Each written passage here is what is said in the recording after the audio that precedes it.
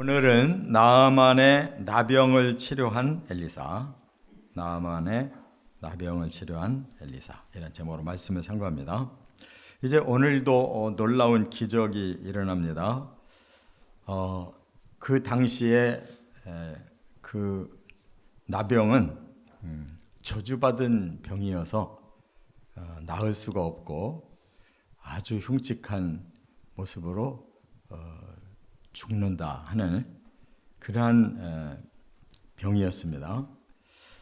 그런데 이 나병을 엘리사가 고쳐줘요. 물론 하나님이 이제 배후에서 응답을 주셔서 고쳐주셨지만 어떻든 엘리사가 나병을 치료해 줍니다. 그런데 이 놀라운 일을 이렇게 하나님이 하신 그 이유를 예수님은 아시고 이 내용을 인용해서 누가복음 4장 27절에 이렇게 밝히셨어요.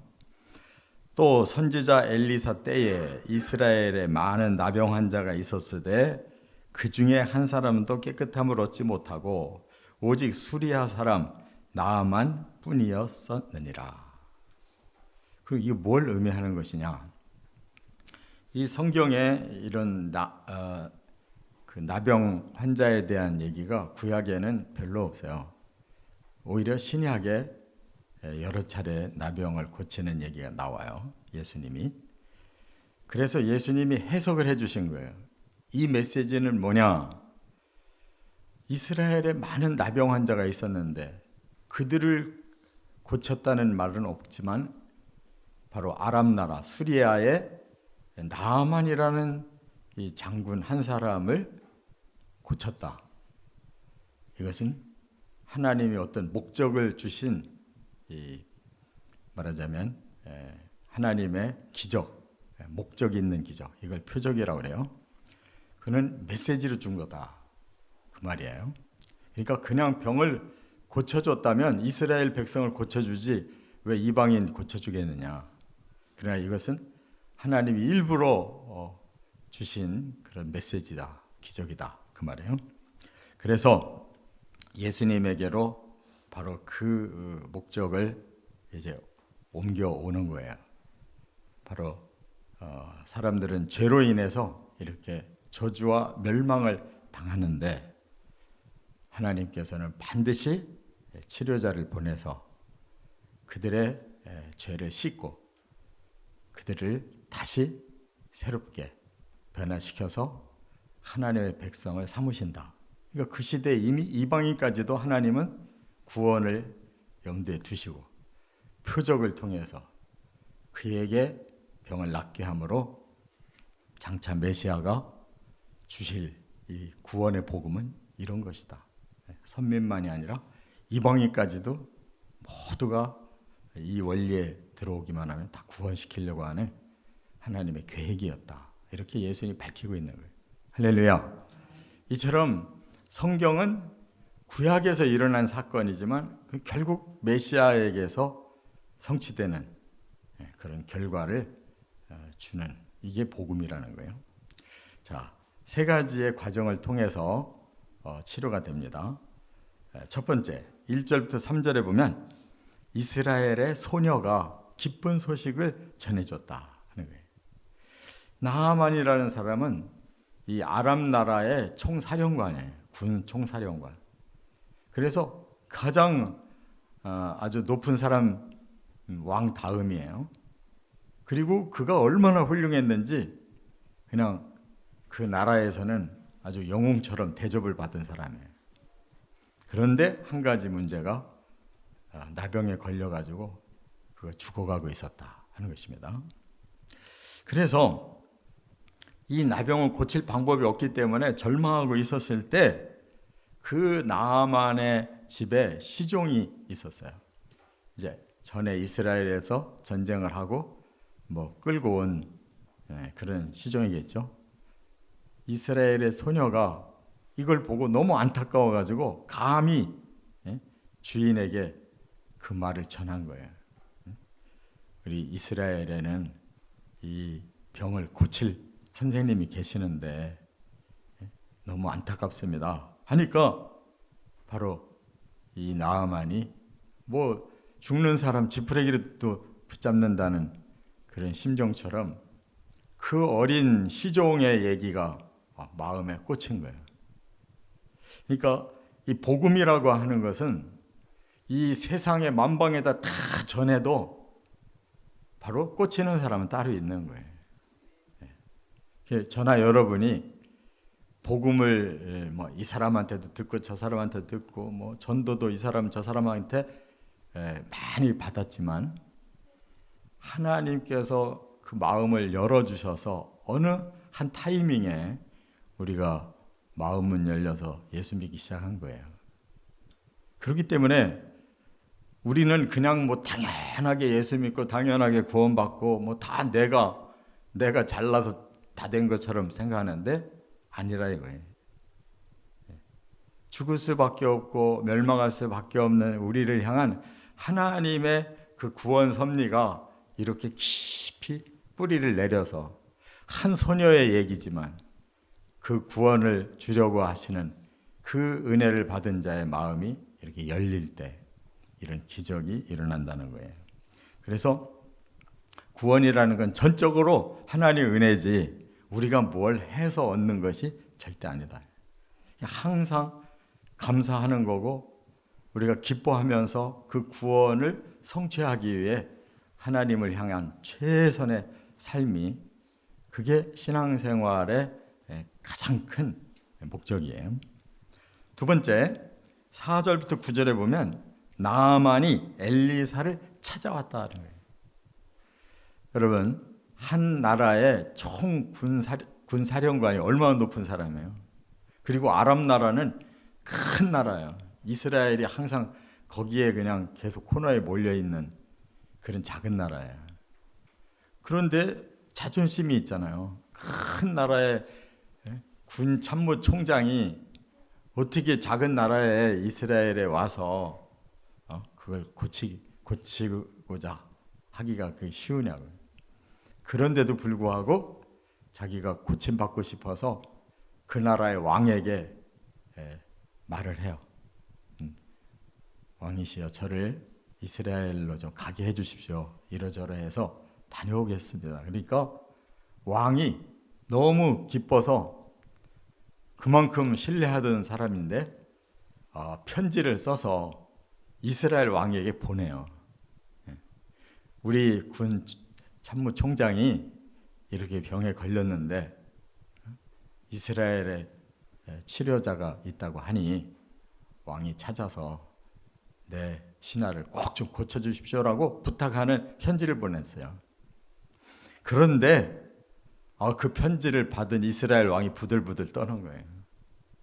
아니 우리가 무슨 힘이 있다고 이런 나병 환자를 고쳐놓으라고 보낸단 말이냐. 이거는 필시 우리에게 시비 걸어가지고 못한다 그러면은 전쟁 일으키려고 하는 꼼수 아니냐.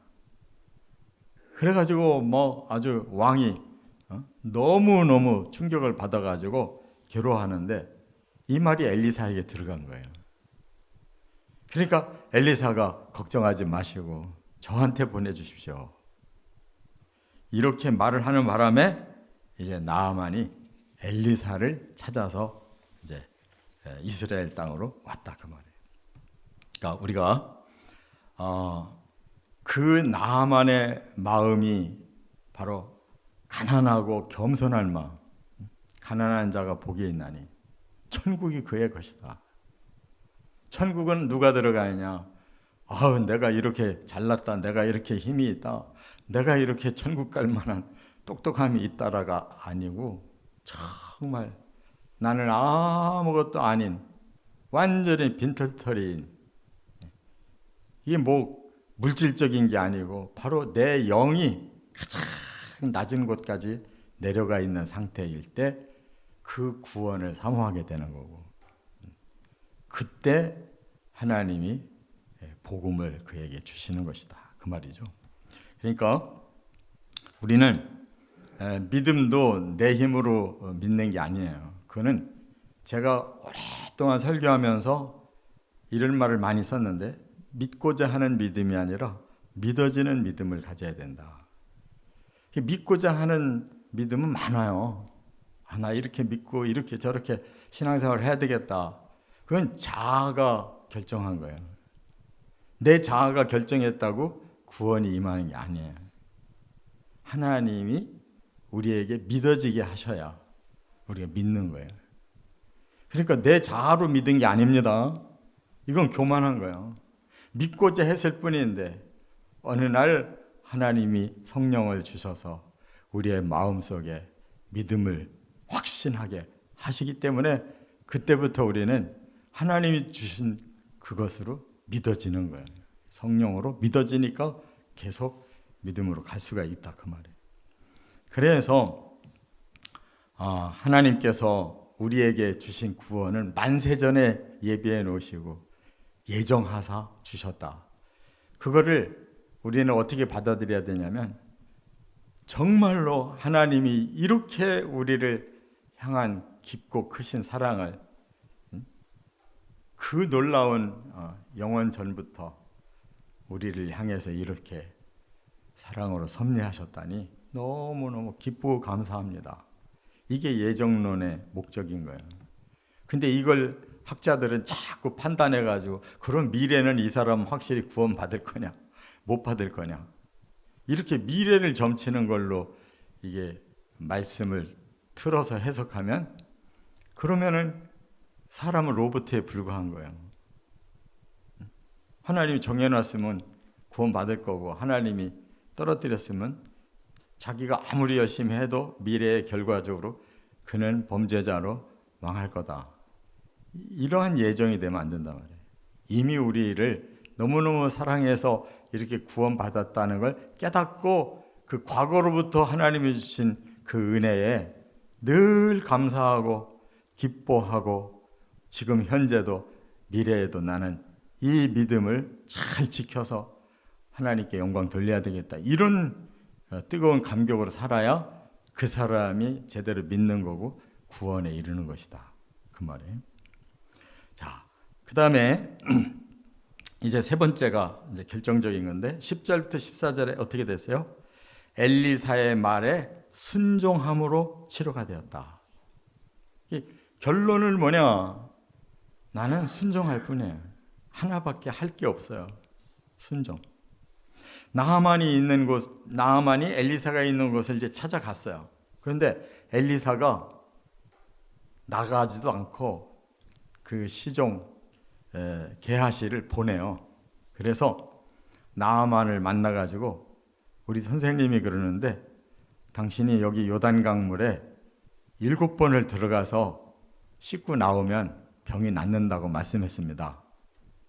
그렇게 말을 전해준 거예요. 나하만이 너무 화가 난 거예요.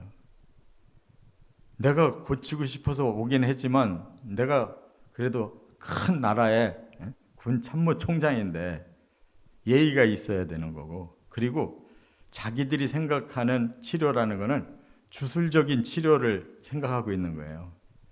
그래서 엘리사가 나와서 뭔가를 막 행위를 해주면서 치료를 해야 막 되는 것 같이 느낄 텐데, 아니 저 요단강에 7번 몸 씻고 나오라는 거는 이게 말이 되냐?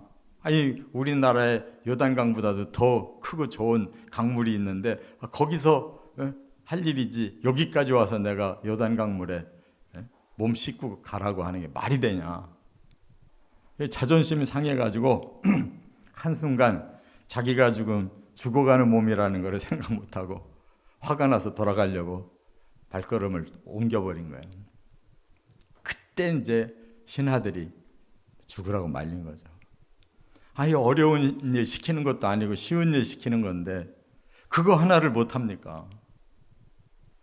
복음은 그렇거든요. 우리가 예수 믿어서 구원받는 게 뭐 무슨 우리가 엄청난 일을 해야 되는 거 아니었잖아요. 단순히 그냥 받아들이고 순종만 딱 하면 끝나는 거잖아요.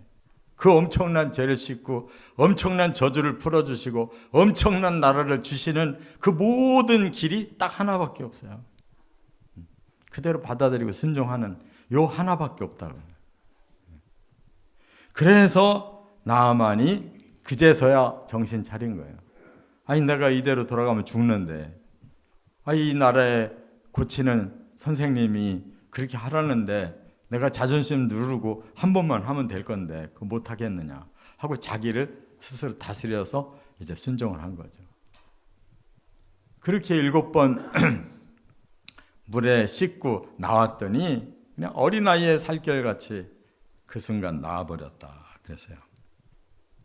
그러니까 우리가 죄를 진 자와 죄를 씻어준 자는 이렇게 천지 차이인 거예요.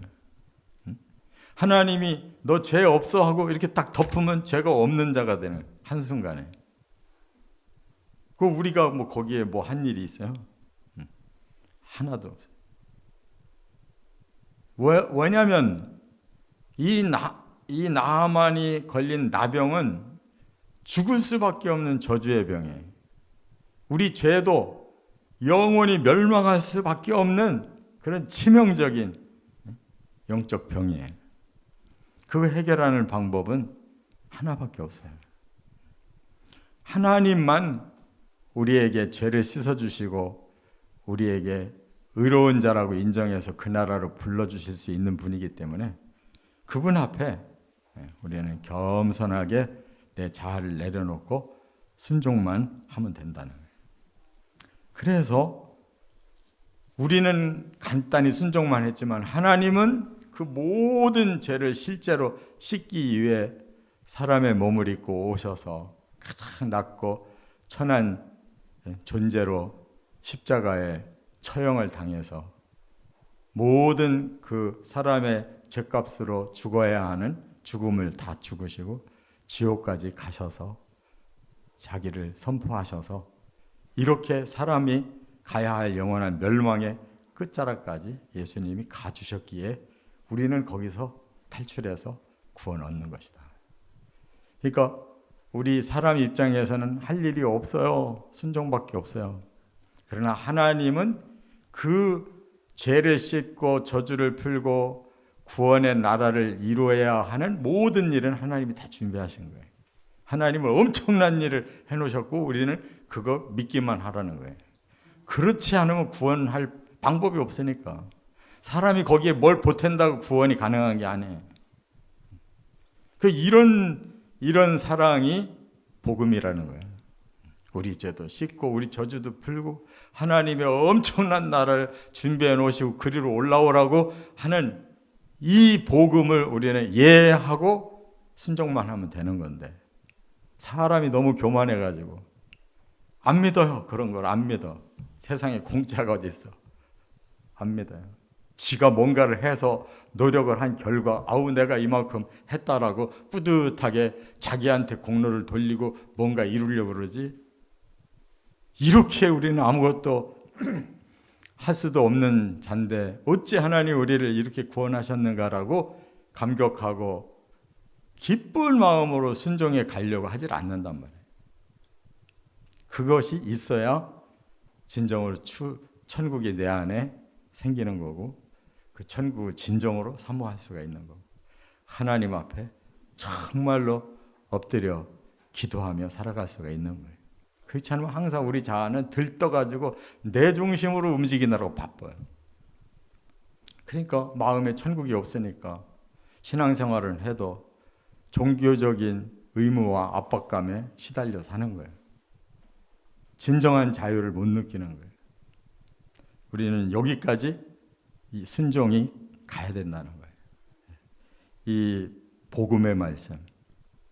정말 구약에서 하나님이 이미 복음을 이렇게 완벽하게 주셨거든요.